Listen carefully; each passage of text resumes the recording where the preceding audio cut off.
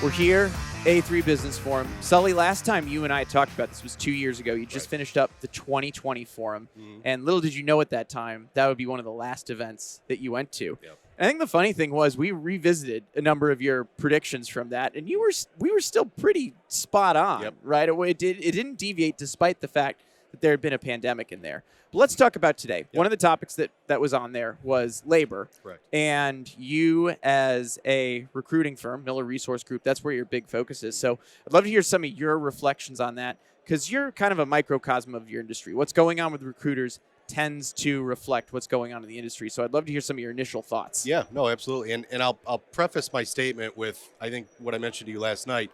So to your point, this was, last time we were all together was 2020, pre-COVID. I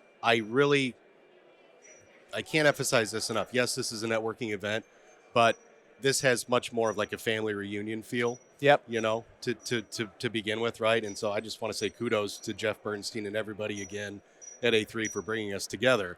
By far my favorite event out of the year.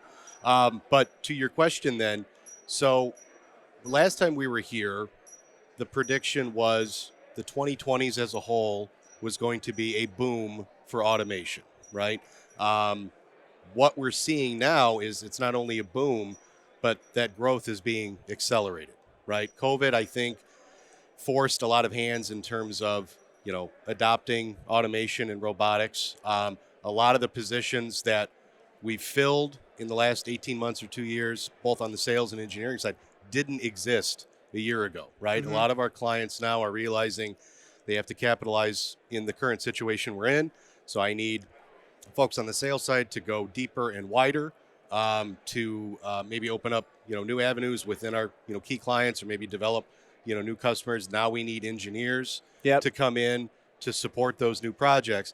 So the hiring is just at a fever pitch right now. A lot of new positions being created. And then what Alan talked about this morning is companies that are winning what we call the war on talent. Those are the ones that are getting, creative. They're paying above average, right, in terms of salaries. They're maybe offering more perks than they used to. They're shortening, their hiring or their interviewing, processes, right? They're trying to get as creative as they can. The companies that are still operating in 2019 mode, those are the ones that are falling behind right now. So. And I'm curious, one of the takeaways that I got from the event is right now, I would say it was like decelerating rise for a lot of industries, right? And saying that there might be some softening towards the end of the year. I mean, do you see any of that yet? Or I assume you're still, and that was kind of the point, right? It seems like it's still, guns blazing right now. Yeah, we haven't seen that yet. I mean, my desk personally has been at capacity for the better part of a year and a half. Most of my colleagues are at that point as well. And I think a lot of it has to do with, what we focus on as a firm. It's automation. And then the other side of the house is food and beverage manufacturing. We're starting to see that continue to merge. We're doing so much more collaboration as a team now than ever before because of that automation piece, right? So I think that we may be, I don't want to say we're never going to see the slowdown, but I think we may be the last to see it on our end, just because of the areas that we specialize in. I was going to say and Jake, actually, you jump in. I have one wrap-up question. Yeah, so we just wrapped up ITR Economics. Right. Great presentation, great conversation. One of the slides on here was the implications of a younger workforce and going over the different generations from Gen Zs, Millennials, Gen Xs, and Boomers on available workforce. Yep.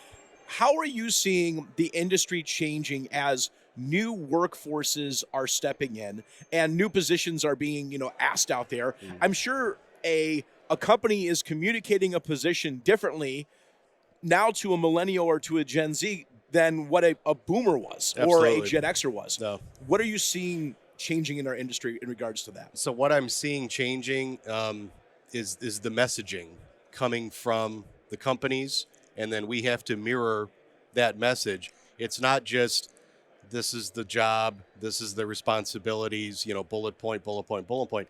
Now we're having to articulate, this is how you're making a difference.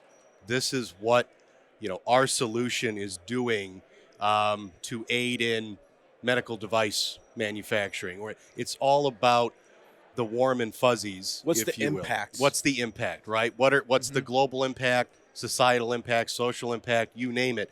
If you're making a difference and you're getting paid along the way, that's a great spot to be in, right? And so that's, I think, the messaging right now. The companies that are successful in hiring and retaining, they get that, right? And then again, we're, advocates for them to the industry. And sometimes we will have to sit down and really kind of say, okay, what's the story that we're going to say? Because we're not going to be a good partner to you if we're not on the same page, right? We don't want to oversell what you're trying to accomplish. But so, what's your vision? What's your mission right now? How are we going to articulate that when we go to the market? And we got to make it, without, again, fluffing it up, but we got to make it as, there's got to be a sizzle factor there, as Gary Miller would say. So social media was not even a thing 10 years ago in discussion with a lot of content, a lot of the social media that the person you're trying to hire and also the social media presence of the company that's trying to hire. How is social media from LinkedIn to other, sites out there changing the hiring process? Sure. Well, I mean, look at, the three handsome guys at this table right now. We all met because of or through social media. Yeah. Right. But I think too, from a messaging or a branding perspective, right? We all know companies that have really cool presence, on social media, and then some don't. Some maybe, I don't have the time or I don't see the value in it. So again, the companies that get it, that are evolving, because if you're not changing, you're dying, right? That's the saying goes. So as it pertains to social media, they're putting a lot more content out there with the solutions that they're providing. Hey, come be part of this. We're changing the world.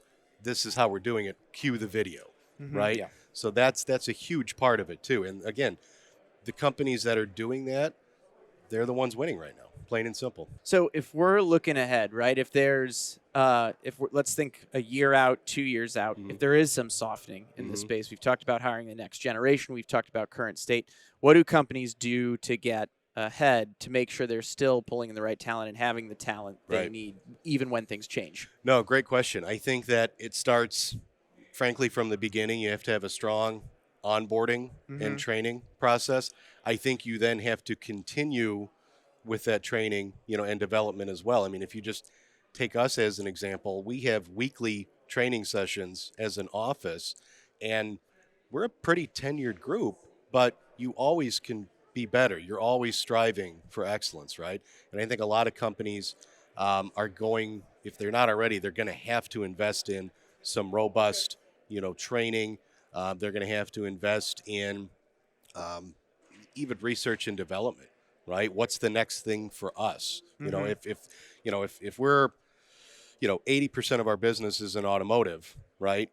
The 20% is whatever. What do we need to do to kind of mix that up a little bit, right? So if automotive slows down, we can quickly pivot and go into med device or, whatever to kind of weather the storm. Yeah. Excellent. Well, Sully, it's always good catching up with you. I know we got another session to jump into here. So Jake, Sully, always a good conversation. Catch you soon. Yep. Thank you, guys.